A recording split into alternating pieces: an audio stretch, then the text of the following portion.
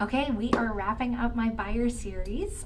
So last step that we followed up with was mortgage underwriting. I believe that was step 11. So step 12 is going to be appraisal. And so what an appraisal is when the mortgage company sends out a third party to assess the value of the home.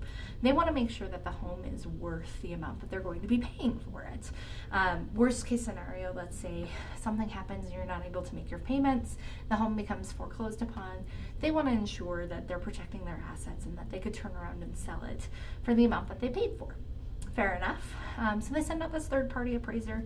They look at the comps in the area. If you have a really good agent, like myself, they will tell you ahead of time, hey, I think it's going to appraise for this much, or no, there's no way it will appraise, just so that you have some heads up and you've hopefully already talked about what you're going to do in those instances.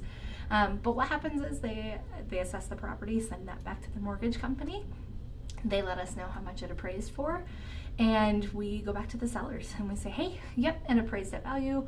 Oftentimes in this market, we're still seeing where it's appraising over value, and we just move forward. It can appraise for below value though. So let's say you offered $400,000 and the appraisal came in at $380,000. The sellers could say, bring the entire $20,000 difference, or we'll move on to the next buyer.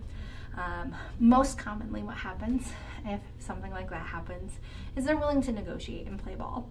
And so instances, maybe you bring a certain amount of money, they drop the purchase price a certain amount of money, and then a win-win situation happens. If we move forward though, underwriting finishes looking at your file. They make sure that they're good with everything, including that appraisal there. And then you get the clear to close.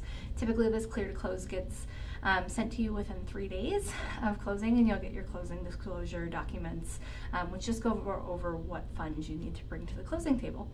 And then closing day, where we sit down and we sign a stack of papers about that big. Your hand gets a little tired from signing, and depending upon if you negotiated a post-closing occupancy agreement or not, you take possession that day or at a later date. And that's it. That's entirely it. Pretty seamless process. Does take a little time. There are a few places where there could be hiccups. But if you want a copy of my buyer home buying guide, go to my profile. There's my Linktree link where you can get a copy of this.